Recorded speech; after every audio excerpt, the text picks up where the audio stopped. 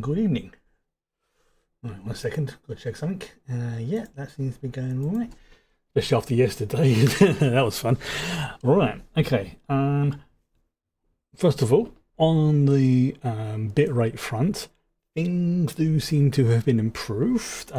It, I've not. The only thing I have changed on my end is I have changed the access server that I send all my stuff to Twitch to. That seems to be a bit more stable, but again, time will tell. Time will tell. It may have just been the server I was accessing yesterday was having troubles, or there's just too much traffic and they needed to sort things out. Like I say, Marvel Rivals, as people have been streaming that. There's also people have been streaming Dragon Age Veilguard, plus there's loads and loads of bits and pieces. Why? There's a lot of games dropping a lot of new content this weekend, I've noticed. Veilguard, for example, there's a sale going on Steam for that at the moment, which I am like, that is so tempting right now. The other one is, what's the other one? Yeah, No Man's Sky, for example. The Game Awards and everything else like that. Yeah, of course, yeah, the Game Awards. People were watching that, weren't they?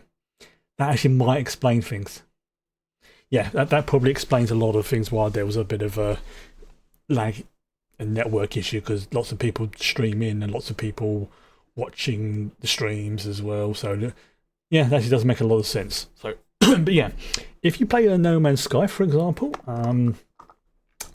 they have on Steam at least. I don't know if it's on other platforms, but there is a kind of a DLC giveaway they're doing where you can claim a free ship.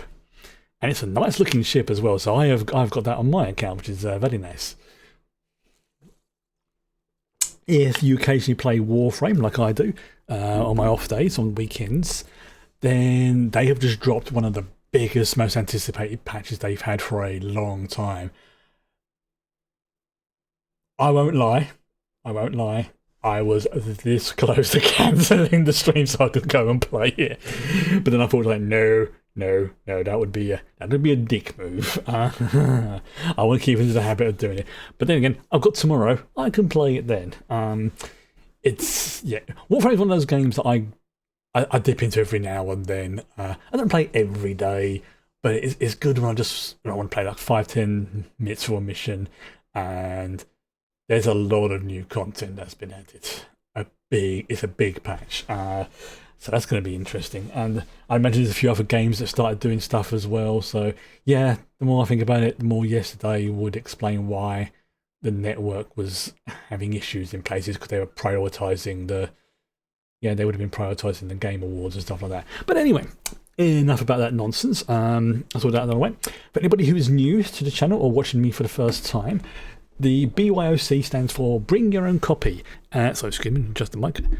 Essentially, this is what the old watch parties used to be, with one major difference. I will not be streaming the audio or the video for what we watch, hence bring your own copy. At the moment, I'm going through Prime stuff, because that's just what I've got my subscriptions active to, and I'm going to keep going on that probably until it runs out, which I think is in April next year, I think. Maybe. We'll see. I don't know how it goes. So it just makes sense to make use of it. Essentially, what it is, it will be a watch-along reaction. You play your own copy, I play mine. There will be a sync timer down the bottom if you want to match things up as well. It's if you decide that you want to watch later, or you want to catch up or skip ahead to something, you make sure you're in the right spot then. And if we're watching a show, it gets reset between episodes. But as we're watching a film tonight, it will be playing that. So yes, tonight is, like I say, Sphere. And I vaguely have watched this one before. I'm trying to go through at the moment either films I've not seen, or hey, that way I'm doing my usual preamble bit as well. You just missed me talking about. Actually, you might be able to check it. No, I'll start again. How is the stream going now? Because obviously I need a bit of feedback to make sure everything's sorting going out. I think I know what the problem was yesterday, and it does actually make a lot of sense. So how's that going? This is just like the usual preamble stuff I did before, to make sure everything's all working properly, because what I see and what you lot in the audience sees is completely different. But yeah, there was a lot of Game Awards stuff going on yesterday, so I imagine that Twitch was prioritizing resources towards that. People doing like reaction streams, co-streams, sort of thing, all that gubbins. So replays of it. If they were doing like other stuff. So I think that's what the issue was.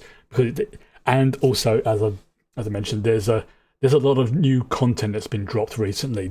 This is like prime time in terms of like digital stuff, let's say the Warframe stuff. Oh yeah, plenty of those. Yeah. If you, again, just to remind people, yeah, if you've got No Man's Sky, which I've played on here a few times before, go to Steam if you've got it under Steam and grab your free ship. You have until the 19th to claim it. Plus, if you have the Epic Store installed as well, they are currently giving new games away every 3 or 4 days. The current one is Dwarves of Moria, I think it's called, and that's supposed to be not too bad. And I've seen it being played, looks quite fun, and I've claimed that. So yeah, this is the time of the year where there's going to be a lot of stuff either dropping in terms of content, DLC. I say the Warframe one, freaking massive, absolutely massive. And if it wasn't for the fact that I am probably about I am currently caught up with Warframe, that would be a game I would be streaming. It's a good game, and I might stream it at some point in the future, but because they've got a reasonably and understandably strict policy of having multiple accounts, I'm going to have to look into it to see what the issue is with that, how I can sort of do it properly, because I do not want my gaming account to be destroyed on that one. It's a cracking game, and it absolutely is. I really, really enjoy it, but there's been multiple instances in the past where some players have used multiple accounts to get around, so say, in-game natural restrictions. It's a bit of a situation, but it's like one of those things. But I might have to say we'll do it, but it's something to keep in mind. I mean, there's a lot of games that are on the horizon that I want to play at the moment, but I've got to get through Cyberpunk first of all. But yeah, back to the nonsense of the preamble for the film. Now, today's one is Sphere, which is a Michael based on the same book by one Michael Crichton. And if you're not familiar with Michael Crichton, I can guarantee one of his books that he's written. He is the guy who wrote the original book that Jurassic Park, the original version, was based on. Also, strange enough, two of my favourite sci-fi films, The Andromeda Strain and Fantastic Voyage, I believe. He's done quite a few of them. I think he did Timeline as well. The general rule for his stuff is the ones that have his books that have been made into films are the decent ones. And Sphere is one of his books. It's not an exact 100% adaptation. They rarely do it this way, like that. Again, I'm going to use the original Jurassic Park as an example because I am 99% sure that 99% of people who are watching this has seen it. If you haven't, don't watch. Just stop this. Go watch it as soon as you can because it's a great film. Absolutely great film. It's got Jeff Goldblum in it, and he gets his shirt off. Oh, so his shirt open. But yes, now the original Jurassic Park, and this will tie into what I'm talking about with Sphere. There's a character in it who basically dies in a very graphic way, but they don't die in the film. So it's not exactly the same, but the same gist of it, the same beats behind it. And again, another example, a lot of stuff that was in Jurassic Park 2 book, some of it get mixed in number 1. There's a little bit of a bleed through, a little bit of a mix over between them all. They take the core ideas and they change them, basically. So if you've read the book of Sphere, there's probably within a higher percentage chance of there going to be differences between the book and the film. It's never going to be a 100% mix adaptation. Wrong choice of words there. And as has been shown multiple times with multiple films, if you try and do a perfect adaptation of one medium into another, it quite often doesn't work, because stuff that works in the one medium doesn't work in another. That's something that I absolutely loved about the Hitchhiker's Guide to the Galaxy stuff. Is Douglas Adams, the guy who wrote Hitchhiker's Guide to the Galaxy, went on and said that, yeah, essentially treat each of the versions of it as coming from the same story, not of each other, but from the same core. So again, in Hitchhikers, there was the radio, in no particular order. There was the radio show. There was the theatre play. There was obviously the OG book. There was also the British TV show. And there was also the film. So there's 5 different versions of the same story. Douglas Adams had a major work on each of them, but they are slightly different. And as I say, this does tie into Sphere. I've read the book, granted it was many, many years ago that I read it. And yes, there are differences between the book and the film. However, for the life of me, I cannot remember what the differences are off the top of my head. I'm not kidding, it probably has been about 20 years since I read the book, and probably about another maybe 8 years ago since I've seen this film. So, this is actually a surprisingly star-studded cast as well.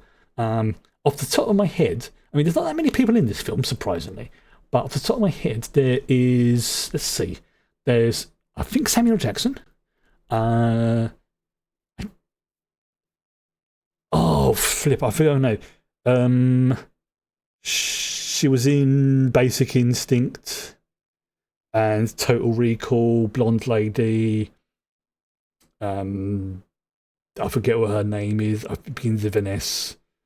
Dustin Hoffman is in it as well. I think her name's Sandra something.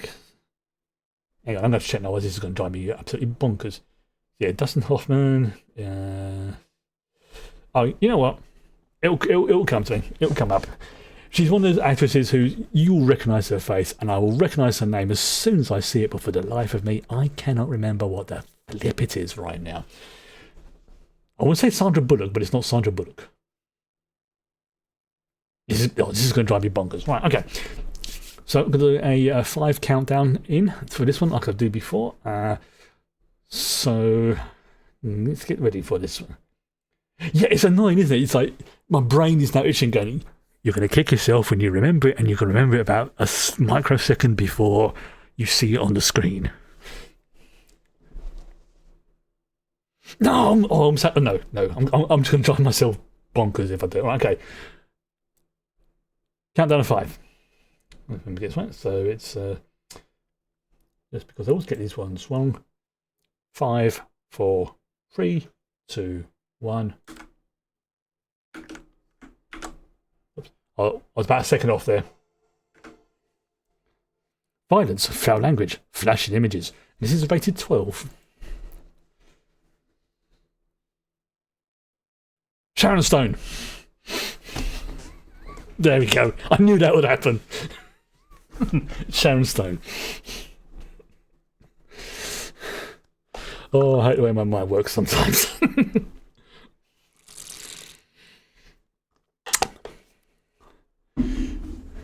As I try and go for all the famous Sharons I remembered.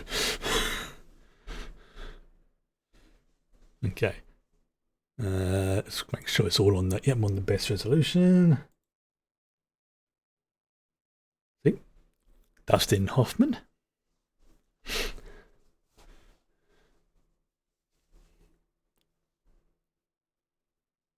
Sharon Stone. See? Sharon Stone.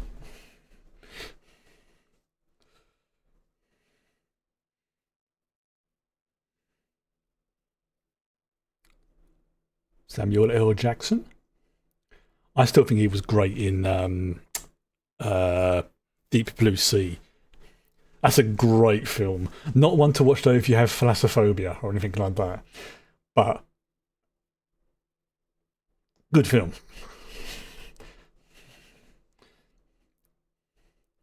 Bit cheesy in places, but has that kind of.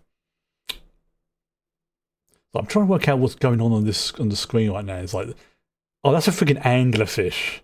Those things are. Live Schreiber. Oh, he played Sasquatch, doesn't he? I'm sure he does. Again, he's not one of those ones that he's been in a lot of films, but doesn't have a lot of limelight. If that makes sense. Ooh, looks like some kind of kraken or something. Yeah, that's definitely an anglerfish. You keep seeing like bits and pieces of it. Sabertooth, yes, that's it. Sabertooth. I need to begin with this. I've had a busy day.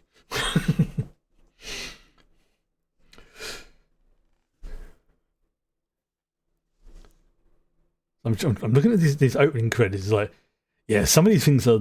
Yeah, this is definitely not some. If you're not a fan of aquatic-based films, this might not be for you. All right, hello, Fuzzball. You come to join us, or you're just going to go and sit over by the radiator? You're going to go and sit over by the radiator.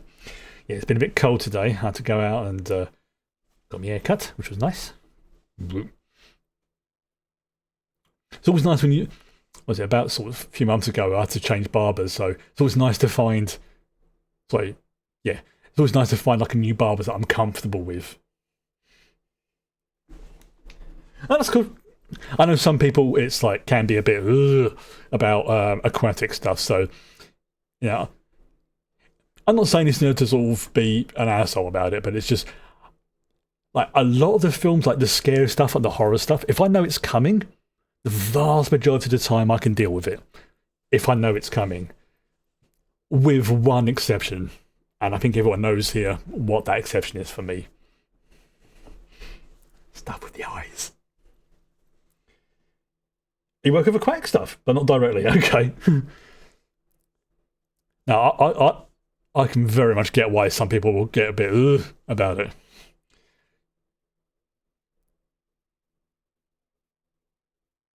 When did this come out? Oh, that's Huey Lewis, the helicopter pirate. Yes, that Huey Lewis.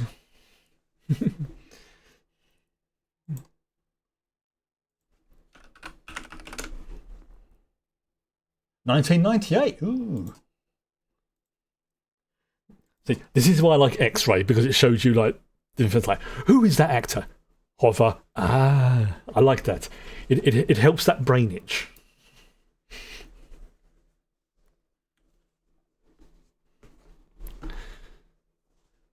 Yep.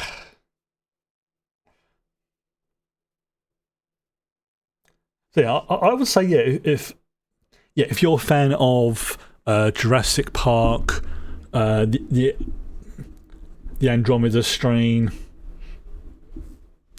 you'll get on with this.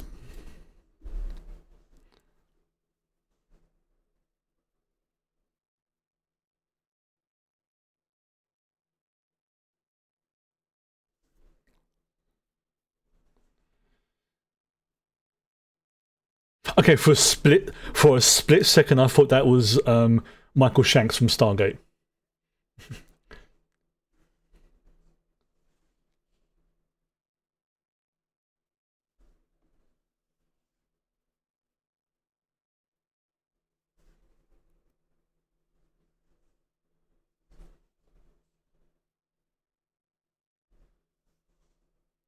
Oh, that was a bit of a. It's like he's not impressed.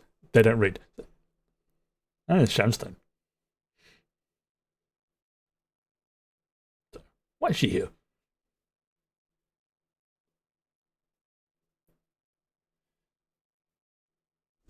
Now, oh, Eric.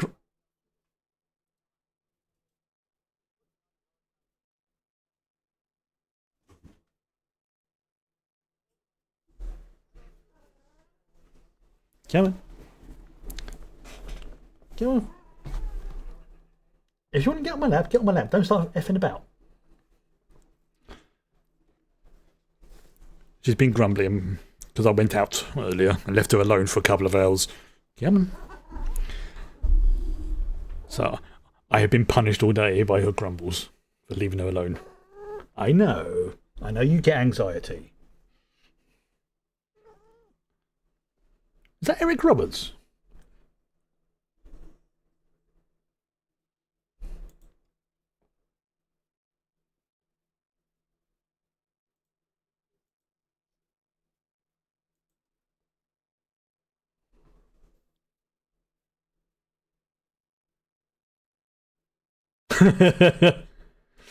Yeah, that's got his attention. It's like, yeah, you wrote a book on how to deal with contact with an alien.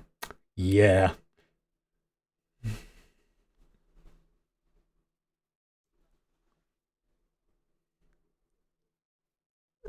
Hi.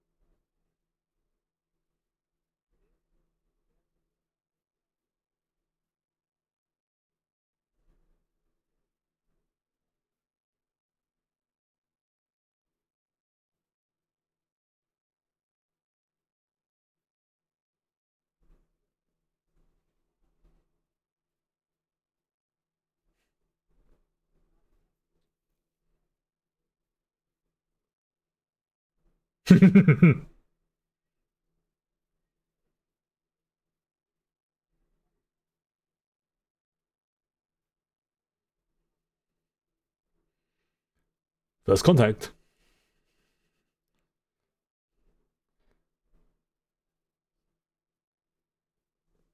Yep. See?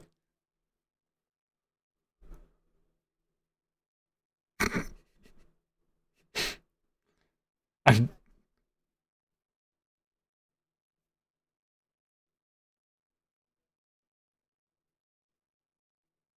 see, this is all pretty smart what they're doing. Hmm.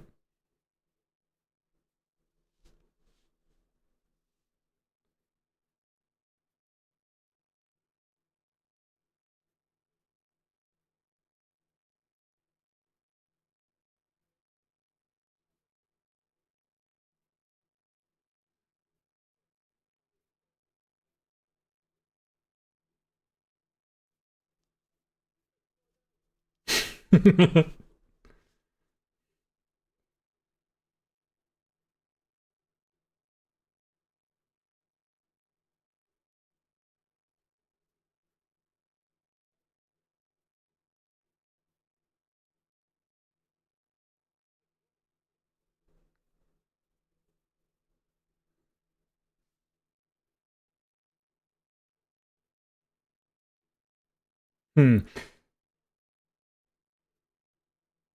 Yeah, he's here in case there is actually something organic there, shall we say.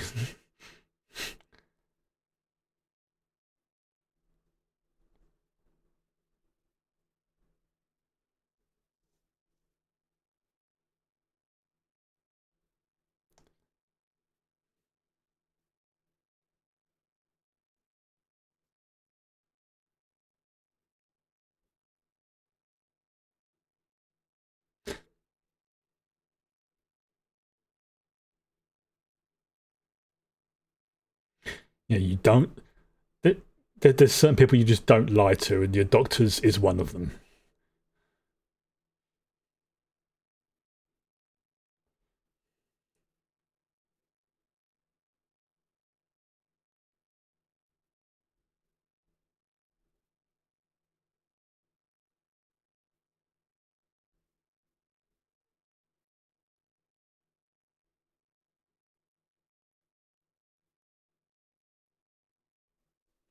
Oh, so they're not legit experts. Oh dear.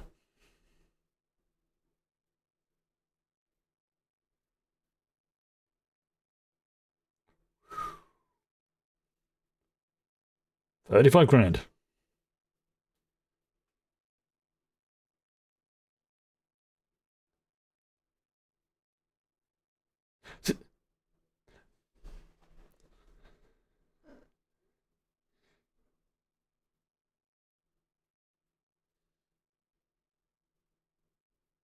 See, the logic behind it does make sense. You know, you have people, yeah, you have the mathematician, the astrophysicist, the biologist. You send down people who know about various things.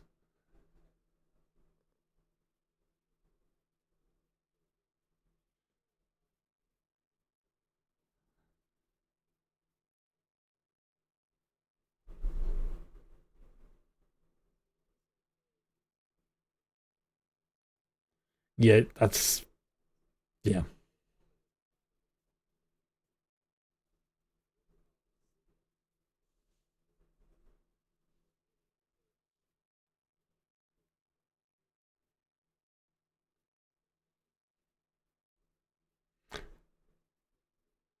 Yep.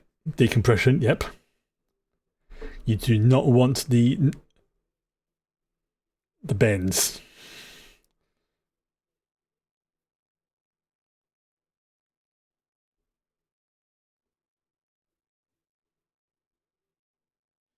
What was it? What's the term for it? Nitrogen narcosis or something like that, where basically the gases that have been pressurized into your blood and your cells just at once.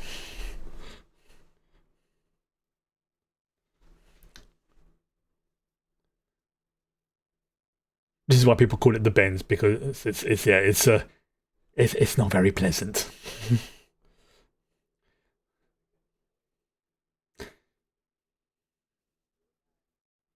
Oh no, that's no fun when to do that. I won't lie. Part of me would love to go on a deep sea dive, like in a submersible or something like that. I would absolutely love to do it. I'd be terrified, but also I'd love to do it.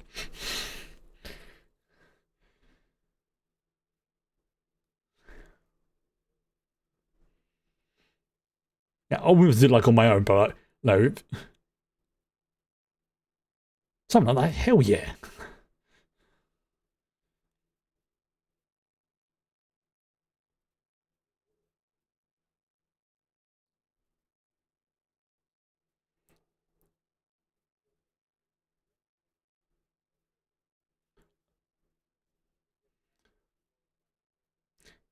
yeah, yeah. You need a bunch more than 8 hours training.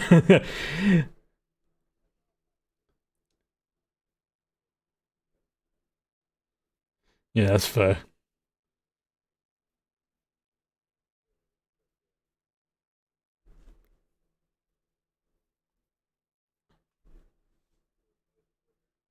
Yep.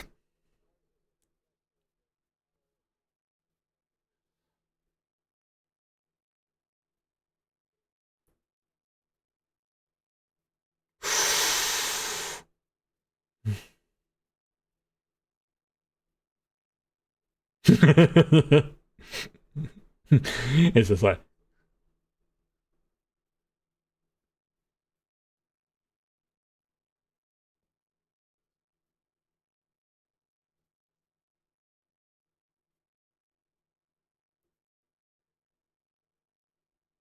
mm-hmm. And especially if there's like some kind of alien tech or something down there. And it's like, yeah, yeah, we want your opinion on this. Why me? Do you want to go or not? Yes, please.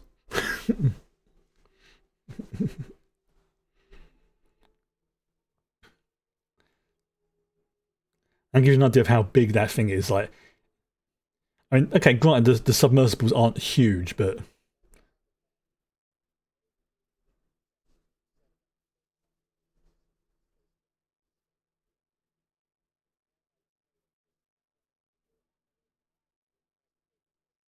mm-hmm.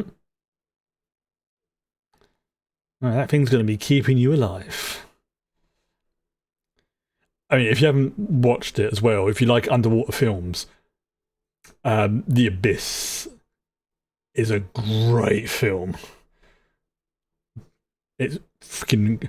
If you watch it, try and watch either the uh, director's cut or the extended version. That's the far superior version.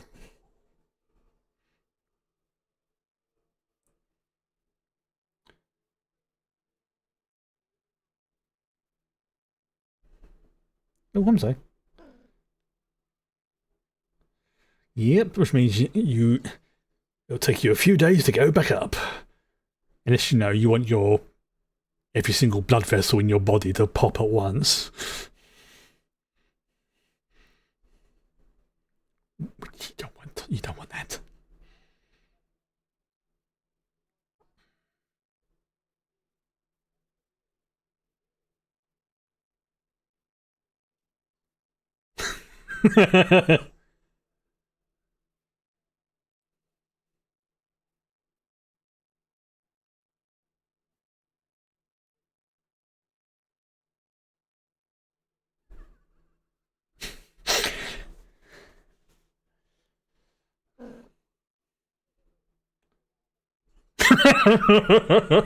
I forgot about that bit. Oh, oh god, Samuel L. Jackson doing a Munchkin impression.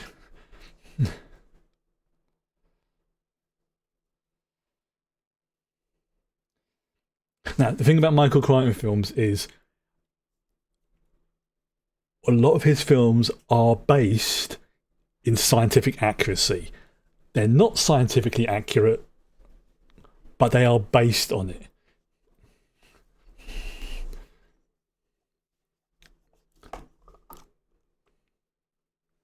Mm-hmm.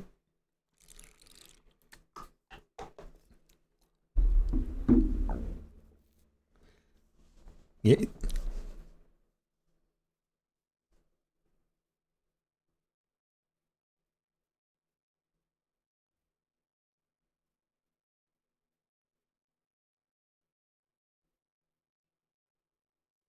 Yeah. So yeah, Samuel Jackson's character is being the voice of reason there. And even if they're perfectly friendly, they could have microbes or viruses that could kill us. I mean, look at what happened when the Europeans went to continental America. That didn't go well, did it? Now imagine that from interplanetary. Yeah.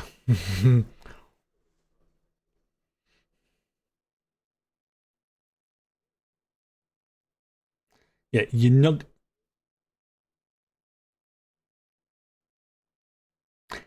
Mm-hmm.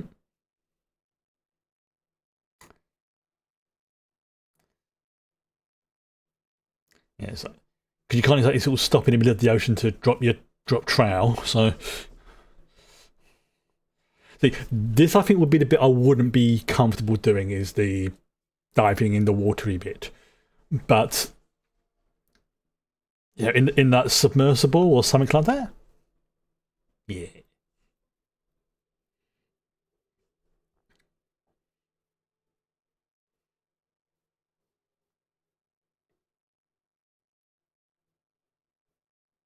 yeah. It's like when you watch like the the films like the astronauts and things like that. It's similar sort of systems. Basically, you're keeping an area of high pressure. You would very much prefer a prawn suit. I know what those are. I know what a prawn suit is. They are great. Okay, let me just make sure I'm thinking of the same thing. The prawn suits are basically sort of like the underwater mech suits or something, aren't they? Yeah, because prawn's like an abbreviation. Assuming I'm thinking of the same thing. I thought it was, yeah. That's a big, big thing.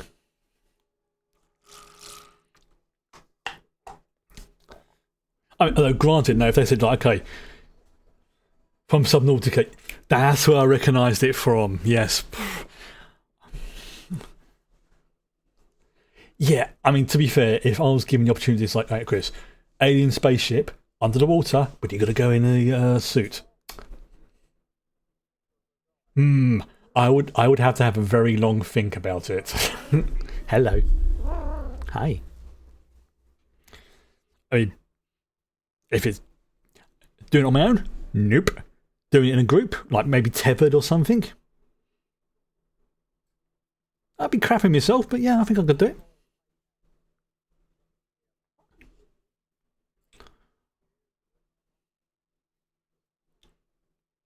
Oh, excuse me.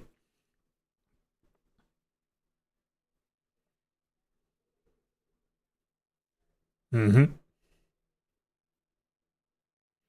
Yeah. It is, because they're generally not that aggressive. Well, I'll say generally, but we don't encounter them that often, so.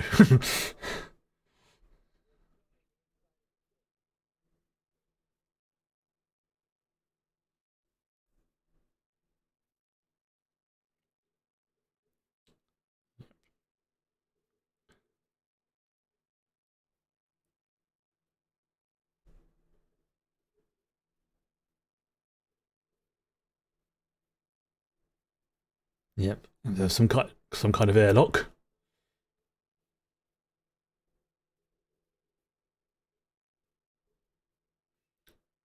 Yeah, the a lot of the training for like astronauts and stuff like that is underwater because it's the systems, whilst different, are also very similar. If that makes sense.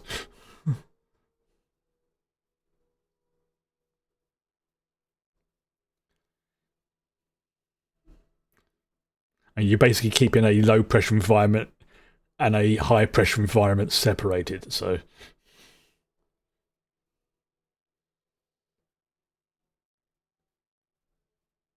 those are like smoke alarms. That's probably what they are, though. The FX people are like, yeah, just stick out smoke alarms on it. It'll look like some alien tech.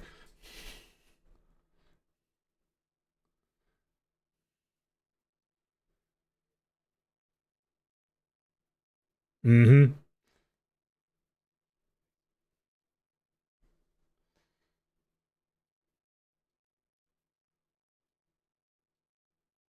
Oh dear.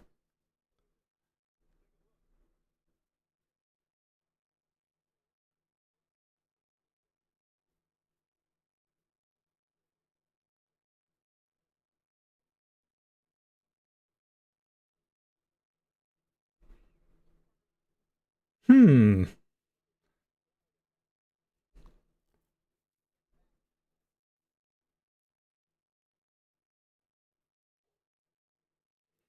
Yeah, if this thing's made of titanium, how did he manage to chip it?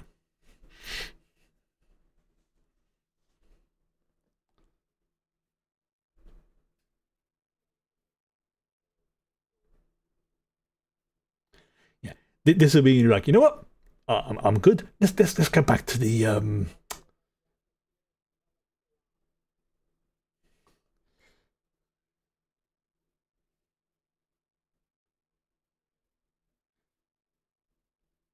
Yeah, that'll be me.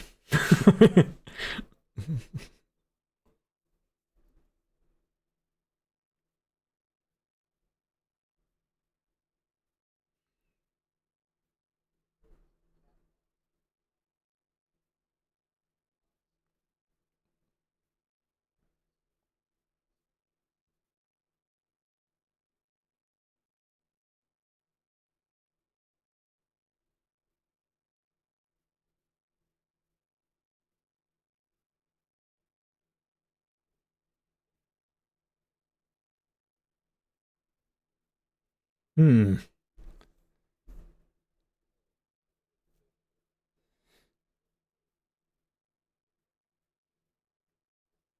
Well, that was a big yawn.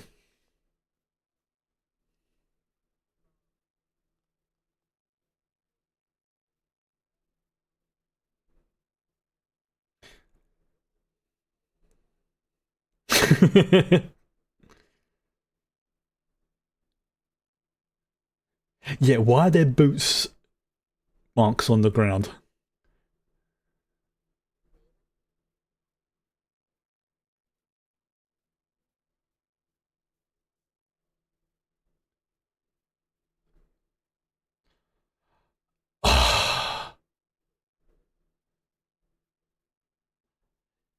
He put stuff in from Asimov. That's a bad. Well, I was going to say it's a bad idea, but it's a bad idea to put that in a government report. Well, that's that would be a pant filling moment. Yeah, I'm going to head back to the sub. Or I need to change my underpants. Looks like the bridge for the Nostromo.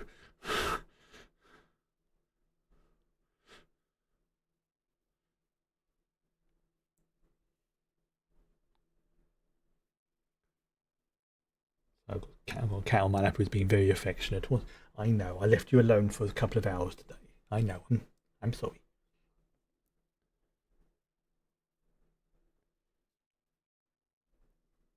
What does the matter?